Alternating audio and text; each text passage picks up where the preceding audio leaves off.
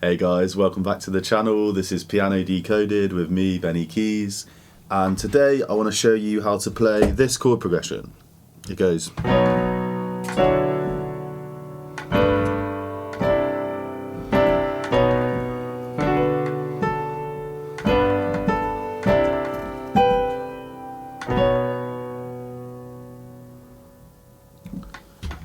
Cool, so I've tried not to embellish it too much there, but I did do a little bit.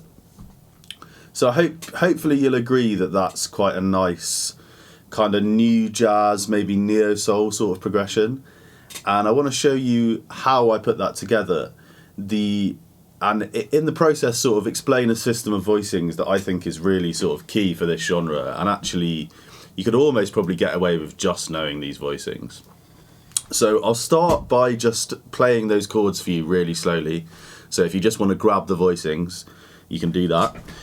So we've got, the first chord is this,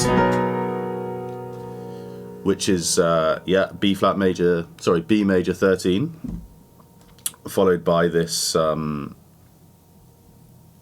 major chord, D major 9, it's got the 9 in, and then G major 9 again, C major 9. So hopefully you can see that all of these voicings, they're all major, and you can probably see that they're all sort of somewhat similar. So what I'm going to do in this video is really break down the similarities between them and how these are constructed. So one of the key concepts here for us is going to be this thing called polychords. And the idea of a polychord is actually just that you build a larger chord out of two smaller ones. Typically you might have one in your left hand and one in your right hand, and that's exactly what we're doing here. So let's just have a look at the first voicing, which is approximately this. There is one note that I change in the actual thing, but the idea here is we've got in our left hand we've got this B, what I call a power chord, so this is root 5 root. And in my right hand, I've actually got this E flat minor 7 chord, right? And together, they make quite a lush, rich voicing. And my claim is that you can basically get away with using that as a kind of what I might call like an archetype voicing that you base other voicings on. So left hand power chord, right hand a minor chord, but this is the minor chord is starting on the E flat, which is the major third of the B, right?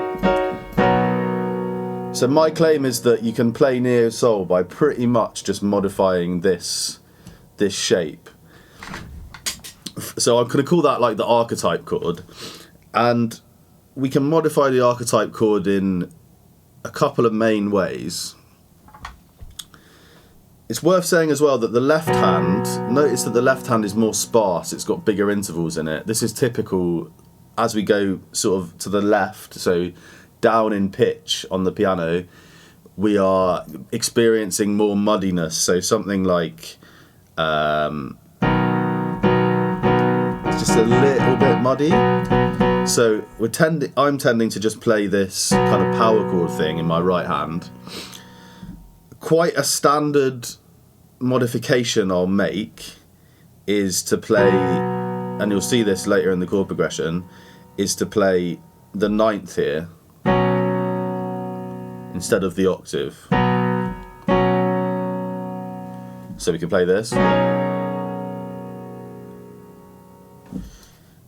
Another option is to play the 7th, so this, and you can still put your other chord on top.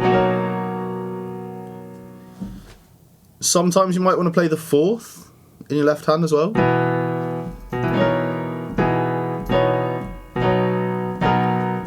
Sorry, you definitely wouldn't want to play the 4th actually, because it's a major chord. That's me getting mixed up there.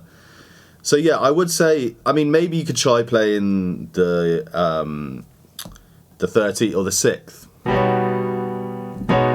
Sorry. So that's pretty nice as well. But I would say primarily I'm playing this power chord, or the ninth version, or the seventh version. So, because this root 5 at the bottom is quite like a stable piece of harmony. They're obviously very strongly related. So the chord sounds quite clean with that. I'm normally going to be leaving that root 5 there. And then what's happening with the right hand is the next question. And basically, there's a bit more freedom with your right hand.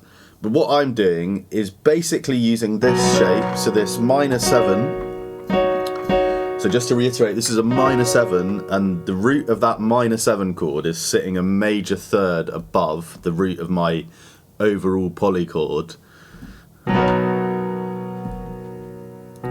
And mainly what I'm doing with this -7 chord, as I go through this chord progression, we'll see this in detail in a moment, mainly what I'm doing is just inverting this -7th chord. So instead of playing that, I can play or.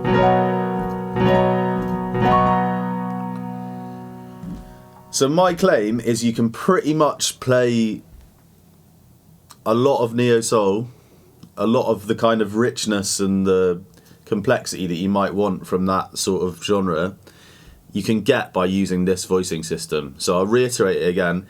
My left hand, I've got this power chord structure, and maybe modifying it for a 9th or a 7th with my thumb. So, but mainly this is the kind of main shape. And in my right hand, I've just got this -7th chord, which is sitting a major third above the root, and I'm just playing with inversions of that in order to give it smooth voice leading, right? So let's look at back to the progression that we started with. So you've got B major. Now I could play this next chord, which is a D major, in the same way as the B major, right? So just left hand power chord, and then start my -7th chord, a major third above the D. So this sort of thing. And actually that sounds okay, right?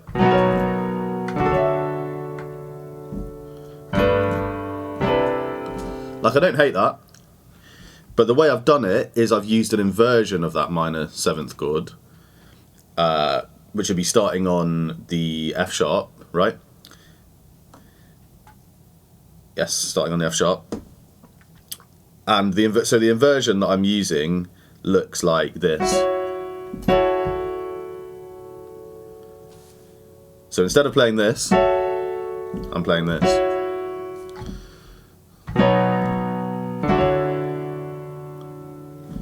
And then I'm doing a similar thing with my G major. So this, of course, is just an inversion of this.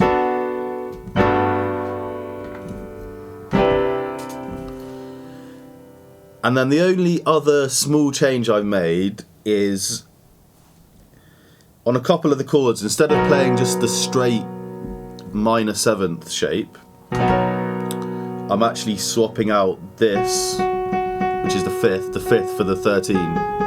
So playing this kind of shape. So let me go through the whole progression again.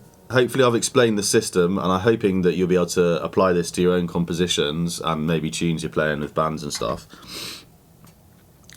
So first chord, B major 13, I'm using, like I say, this shape where I've replaced the 5th for the 6th. And I'm going to go to my D here. Sorry. So B major. And notice with this D, I've still just got the power chord shape in my left hand. Although actually I'm kind of leaving the 5th out. You can sort of leave it in or out depending on how kind of thick you want it to sound. And then, yeah, so D major, and this is just inversion of my standard -7th shape. F sharp -7, right? It's just an inversion of this. And then we go into the G. Now this is a place where I've decided to use the 9th shape in my left hand. So all I'm doing is, instead of playing that, I'm playing this.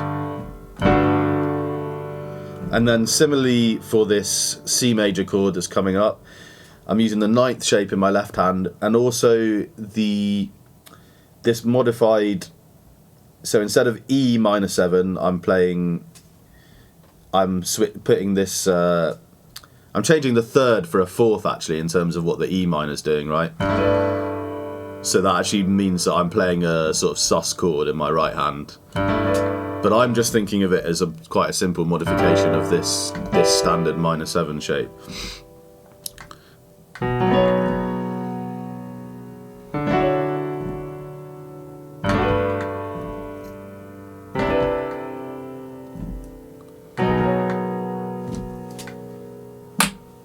So thank you for watching, guys. I hope that's explained what for me is a super practical and quite sophisticated, modern sounding kind of voicing system. More of a typical jazz thing might be to play like shell voicings in your left hand, but I think this is maybe more of a hip sound than that. I don't know. Anyway, thank you for watching. Let me know what you think. Has this been helpful? Let me know any other videos you might want me to do. Please do like and subscribe, and I'll see you in the next video. Cheers.